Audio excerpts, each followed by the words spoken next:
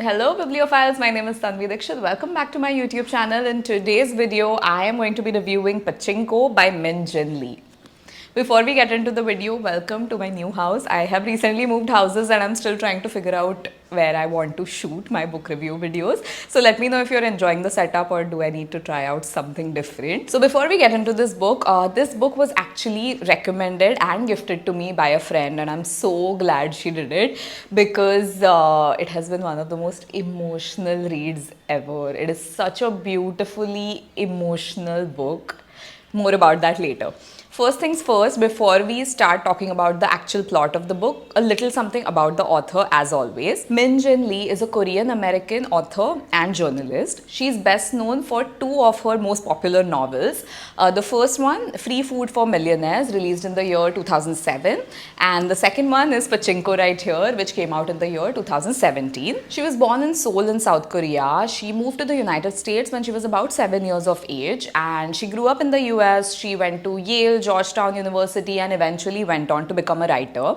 So she has experienced the Korean immigrant life in the US. After that, she also moved to Japan. She lived in Tokyo for a few years, where she actually had a lot of conversations with people of Korean Japanese inheritance and got a deeper insight into how their lives have been. So her experiences as a Korean immigrant in the US, coupled with these deep insights that she actually got from conversations with Korean Japanese living in Japan, I think she sort of distilled all of this information beautifully into this novel, which is Pachinko, which narrates the story of a Korean immigrant family in Japan. Pachinko narrates the story of a Korean family over 4 generations that lived in a country colonized by Japan.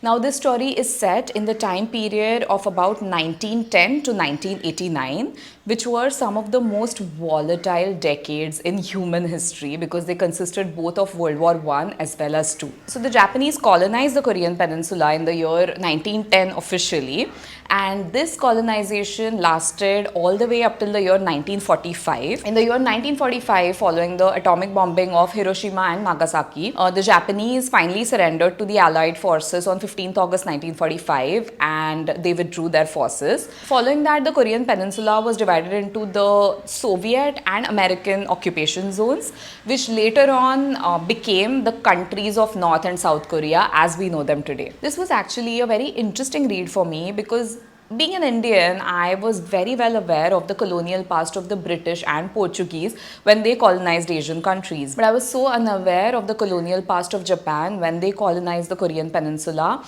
and how the life of the Korean immigrants was at that time. Even though this is a fictional story, it gives you a look and feel of how the life of a Korean would have been at that time when they were treated as secondary or inferior citizens in a country colonized by Japan. The story starts in the Korean fishing village of Yongdo with Huni getting married to Yangjin. They go on to have a daughter called Sunja.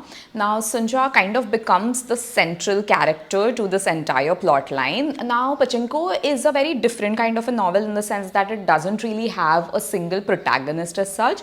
It gives equal importance to different characters that come in and go out throughout the course of the novel, but throughout the entire plot line, Sunja kind of stays like very central to the entire storyline.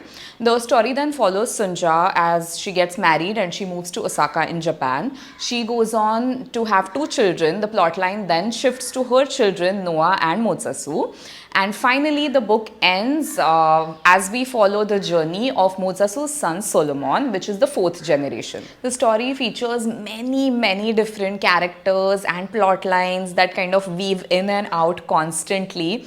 Korean, Japanese, all of it. It kind of shows you a nice juxtaposition of the life of a Korean living in an unoccupied nation in a small fishing village. Their life is basic, minimal, but it's very peaceful, as opposed to the life of a Korean immigrant living in Japan, where they are fighting for survival every day, where they're fighting literally to put food on their plates. They're fighting to be treated like humans. You know, it doesn't matter what's the location of the story. Whenever I read any story that narrates the tale of colonization, it's always extremely depressing and heartbreaking. The power dynamics, the power shift that happens when a certain people of a certain certain ethnicity colonize people of a different ethnicity, there is always this basic fight for survival. I feel like it brings out the worst in people. It shows you how something as trivial as what nationality, what ethnicity you belong to can literally decide whether you live or die. Your ethnicity, your nationality can literally be a death sentence for you. How it is decided if you're a superior or an inferior human being depending on what language you speak or what ethnicity you belong to. The book is a long but easy read, okay? It is about 531 pages long, and it is divided into nice concise chapters. Now every chapter kind of jumps in storyline as well as timeline, because the entire story spans about 8 decades. So that's why it's like extremely fast paced, and it keeps on moving all the time, like so fast. By the time you kind of get comfortable in a certain narrative with a certain storyline, there's a sudden jump to another time zone, to another storyline, and a lot of time there are such shocks, but you don't really have enough time to absorb that shock because the story has already moved like a decade ahead or something like that. So it's a book, it's a narration style that constantly keeps you on your toes. Like you're constantly like, okay, what's going to happen next, which I love. Now the narration style of the book is an omniscient point of view. That means the narrator actually is aware of everything that's happening in the story at every point, and the storyline does not give you a singular person's or a singular character's point of view, but it gives equal importance to all the characters' points of views, which is a very interesting narration style. I really quite enjoyed it. Okay, so before we move on, I totally forgot if you guys know what Pachinko means. Now, if you're not aware of what the word Pachinko means, Pachinko is a mechanical arcade game that's very popular in Japan. You can kind of equate it to the slot machines that we have in casinos in the West. Later generations of this Korean family kind of go into the Pachinko business, and that's how their entire life kind of revolves around the business of Pachinko. So that's why I think like this name fits perfectly. Like when I picked up the novel, I didn't know, like through the first 5 or 10 chapters I was completely unaware of why this novel is called Pachinko, but then you get to it later on and then you understand why it kind of has this name. Coming to my thoughts on the book, this book will make you so emotional. It is heart wrenching to read about this family story from their initial years of poverty, extreme poverty, where they're really struggling to make ends meet, where they don't know if they'll get food today or not. They resort to selling kimchi in the local market just to make enough money to have something to eat. And the transition from this life to a life where they have a lot of money, they're rich over the 3rd, 4th generation, but they have no respect. Purely because of the fact that they are Korean immigrants. This actually sheds a lot of light on the fact that it doesn't matter if you're a law-abiding citizen, doesn't matter if you are intelligent, educated, successful, if you have everything right, you will still be treated as inferior or secondary simply because of your ethnicity, simply because of your nationality, simply because of the fact that you are an immigrant. There's a line that keeps repeating throughout the novel. Women characters in the novel keep saying this to each other, and the line goes, "A woman's lot is to suffer." And that really makes you think long and hard about a lot of things, because a lot of these themes that are dealt with in this novel are about women who are strong, who are independent, who are high achieving, but at the end of the day, they are secondary as compared to their male counterparts. Even if a woman is doing everything right, she still has to submit to her husband because her husband is the ultimate decision maker. She does not have power to make her own choices. She does not have power to live her own life the way she wants to. There's immense objectification in terms of how a woman looks and how a woman's youth and old age kind of plays a part in how she's perceived in the society.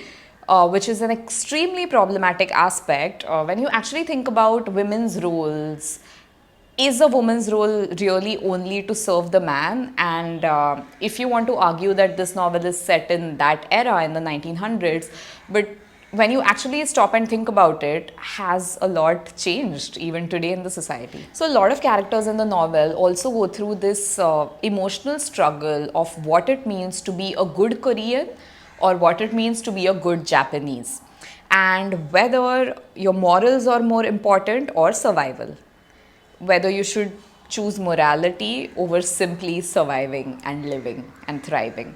So, this book will basically put you in a lot of thought spirals, and I love it. I love it when a book does that, because so many times when I was reading this, I actually stopped. Like, I actually shut the book and I thought to myself, okay, I need to take a moment here and actually think about what I've just read, and actually think about what I feel about this situation and how has it changed over the years, over decades. The book has also been adapted into a TV show. It's an Apple TV original, and 2 seasons I think are already out. So if you would rather watch the show, go ahead and do that. I have heard that the show is actually pretty well made. But if you ask me, as always, I will recommend you read this book because it is a beautifully written piece. It is extremely hard hitting. And the best part is that it gives you an insight into a slice of history that's not talked about at all. Like, at least in India, I've never discussed this piece of history with anyone else. So this actually made me a lot more aware about, people living both in Japan as well as Korea in that period of time. The book will also make you aware of what it means to live your life as an immigrant, the different problems, the identity crisis that they go through as immigrants. And I'm very sure that a lot of these things that are depicted in the novel apply to even modern day immigrants. So all in all, Pachinko gets a big thumbs up from me. I think I'm still recovering from the emotional impact this novel has had on me. I promise it'll have the same impact on you too. So go ahead, read it and leave a comment below. Please let me know what you felt about it, because I really want to talk a lot about this book. I have so much to say, it's not funny. So this is me, Tanvi Dikshit, signing off for now. I will be back in the next book review. Until then, please hit the subscribe button so that you are aware whenever my next video drops. Until then, happy reading.